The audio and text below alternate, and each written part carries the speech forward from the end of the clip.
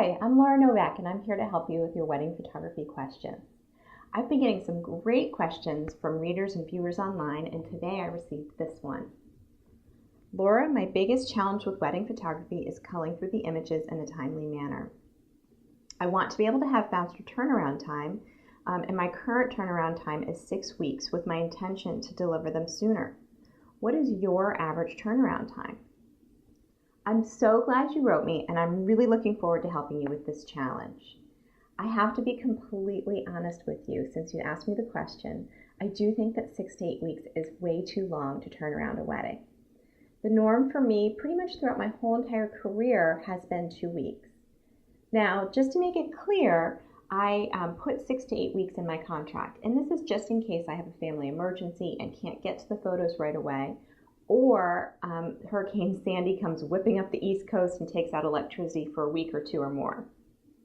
But I typically do 2 weeks because my favorite thing to do for customers is to under-promise and over-deliver. Truthfully, I'm not that concerned about the 6 to 8 week time frame on behalf of your client, because chances are they're going to be pretty happy with the photos that you took for them, which I'm sure they will be, and they'll be very excited about the great level of customer service that you've been providing them throughout their wedding photography. But where you lose is your opportunity to get referrals. So let me explain.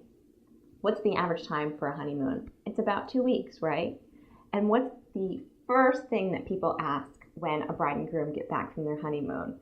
Oh my gosh, your wedding was so fun. Do you have any photos that you can show me? And the last thing you want them to say is, no, I don't have them yet. Or even worse, oh yeah, sure, let me show you a few that my friend took on their iPhone. So, because honestly, 4 or 5 weeks after they get back from their honeymoon, bride and groom are still excited about their wedding. They're excited about their wedding for years. But everybody else is, well, you know. So what can you do about this? I have 3 tips for you. First of all, make quicker decisions. Have confidence around your work and make sure that you're editing in instead of editing out, which to me is a much more positive approach to editing. Make sure you choose your best images only and try to compare ones that look alike and just go with the best options within a series or a sequence. And go with your gut reaction. Don't second guess yourself because your gut reaction is typically the right one. Set a timer for yourself. So maybe an hour to call the getting ready photos, an hour to call the ceremony, an hour to call portraits, and then maybe an hour for reception. Now, take into consideration, I've been doing this for a really long time, so I have a sense of what works for clients and what doesn't, but it takes me about an hour to go through an entire wedding and set the images aside for raw processing. And the final tip is don't overshoot. Now, I started with film a long time ago, and I think that probably helped because I really think about what angle and what lighting pattern is best before I hit the trigger. So I typically take about 1,500 images and edit down to about 600 to 800, and I'm really keeping the best in every series.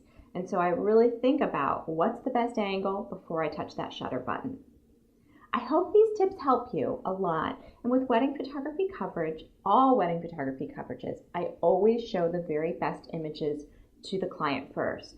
And the way that I do that is with a sticky album for either the iPhone or the iPad. And why do I do this? First of all, because the bride and groom get so excited when they see those great handful of images first before the whole online gallery. And the second is that 94% of word of mouth actually takes place in person. Yes, can you believe it? Only 6% happens online.